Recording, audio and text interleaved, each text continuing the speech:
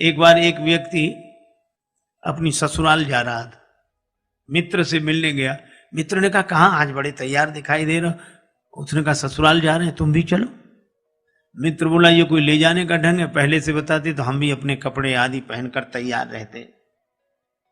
मित्र बोला कपड़ों में क्या हमारे पहन लेना, देत लेत मन संग न धरी, मित्रता में क्या हमारे पहन लेना, ठीक है।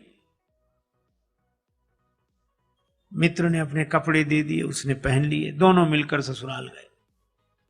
अब वहां लोगों ने बड़ा स्वागत सत्कार किया। पड़ोस में बैठने के लिए गए तो एक ने पूछा बहुत दिन बाद आए, आपकी बड़ी प्रतीक्षा हो रही थी, आपके आने से बड़ा अच्छा लगा, लेकिन ये आपके साथ कौन है। अब उन्होंने परिचय देना शुरू, हमारे मित्र हैं, बहुत अच्छे आदमी हैं। बोले कहां जा रहे हो, हमने कहा ससुराल। हमने कहा तुम भी चलो। बोले कपड़े नहीं है, तो कपड़े भी हमारे ही पहने हैं। मित्र बहुत अच्छे। अब मित्र को बड़ा बुरा लगा। एकांत पाकर मित्र ने कहा कि मैं तो जा रहा हूं, तुम्हारे जैसा हमने आदमी नहीं देखा। लोग हमारे बारे में पूछते हैं कि कपड़ों के बारे में, तुम कपड़ों के बारे में काहे को बताते हो। अरे बोला अब क्षमा करो, गलती हो गई, अब नहीं बोलूंगा। अब दूसरी जगह फिर बैठने गए, लोगों ने परिचय पूछा, कहने लगे हमारे बड़े अच्छे मित्र हैं, और हमने कहा ससुराल जा रहे हैं। एक ही कहने से हमारे साथ आ गए और कहते कहते निकल गया कपड़े। अब कहा कि मित्र फिर डांटेगा कि ये कपड़े, तो लोगों ने कहा कपड़े क्या कपड़े, तो बोले कपड़े ये इनके अपने हैं, ये खुद के कपड़े पहने हैं, खुद के अपने अपने। और लोगों ने सोचा कपड़े तो सब खुद के पहनते हैं इसमें।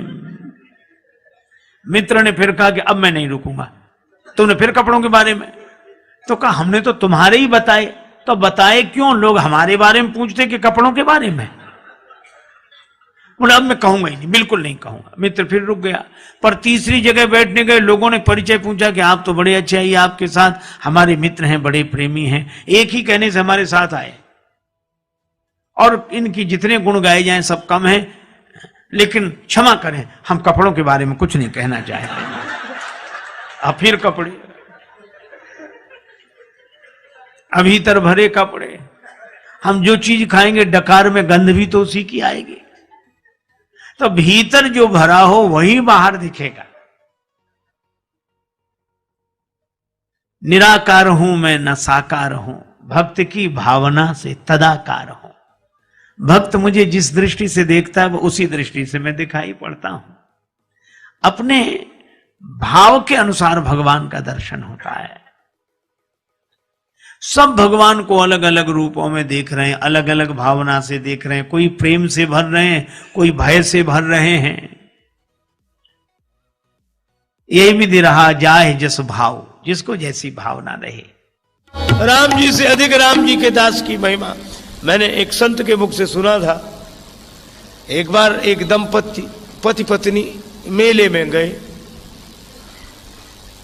अब मेला में उनका मेल बिछुड़ गया, ऐसा भीड़ का रेला, पति एक तरफ पत्नी एक तरफ। अब दोनों एक दूसरे को ढूंढे, तो ऐसे मौके का फायदा उठाने वाले लोग चूकते कहां।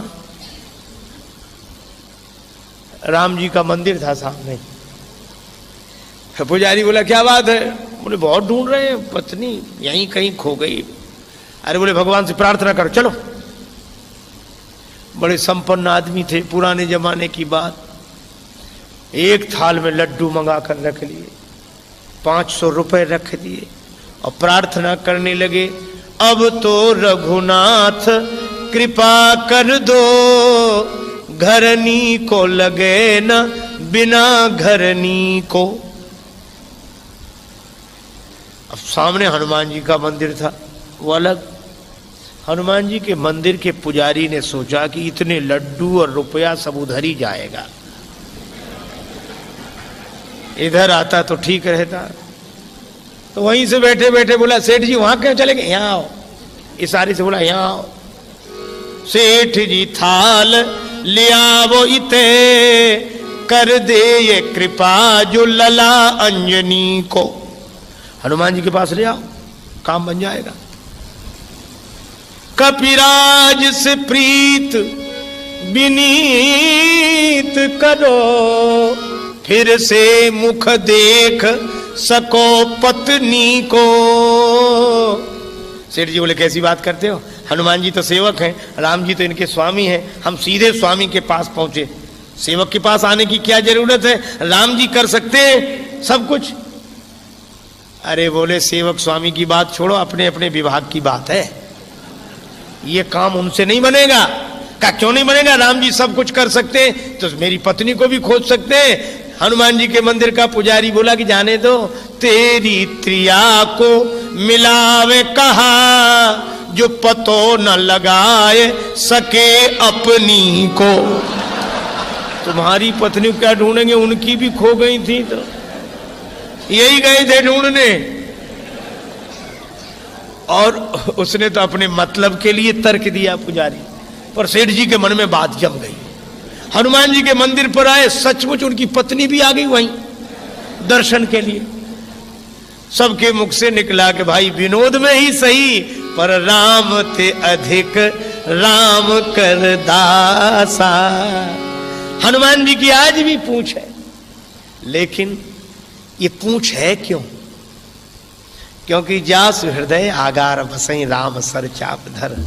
अभिमान हृदय में रखने वालों की पूंछ नहीं रहती, भगवान को हृदय में रखने वालों की पूंछ रहती है।